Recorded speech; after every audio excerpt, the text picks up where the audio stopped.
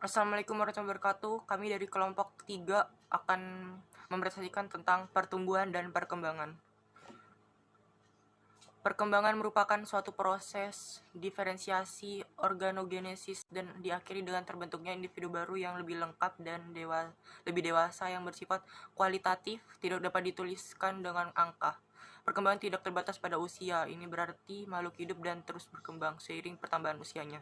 Biji terbagi menjadi dua jenis, yaitu biji yang tak berendosperm atau biji exalbumin, contohnya biji bunga matahari, dan biji berendosperm atau biji beralbumin, biji jagung. Pertumbuhan tumbuhan merupakan hasil dari 1. Pembelahan sel. Pembelahan mitosis menghasilkan sel anakan baru. 2. Pembesaran sel, pertambahan ukuran sel anak. 3. Diferensiasi sel merupakan perubahan sel hingga terbentuk organ-organ. 1. Perkecambahan.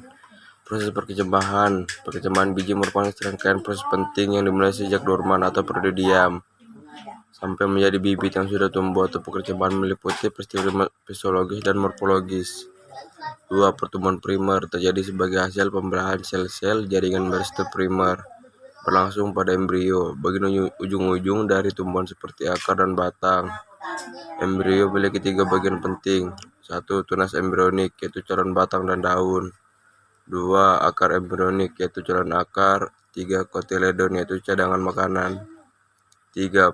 Pertumbuhan sekunder merupakan aktivitas sel-sel meristem sekunder, yaitu kambium dan kambium gobus.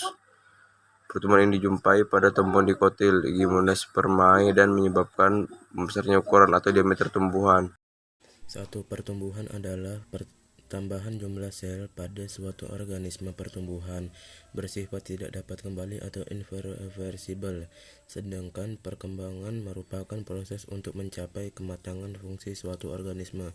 2. Secara umum, pertumbuhan dan perkembangan dapat tumbuh diawali untuk stadium zigot yang merupakan hasil pembuahan sel kelamin betina dengan jantan. 3.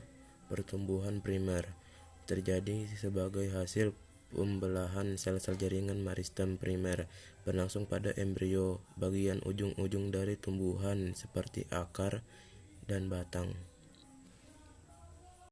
4. Pertumbuhan sekunder merupakan aktivitas sel-sel meristem sekunder, yaitu kambium dan kambium gabus. Pertumbuhan ini dijumpai pada tumbuhan dikotil, Gymnospermae, dan menyebabkan pembesaran ukuran, diameter tumbuhan. 5. Pembungaan terjadi melalui 6 proses, yaitu induksi bunga, evokasi, inisiasi bunga menuju bunga mekar, antesis, penyerbukan, dan pembuahan dilanjutkan dengan perkembangan pemasakan buah dan biji.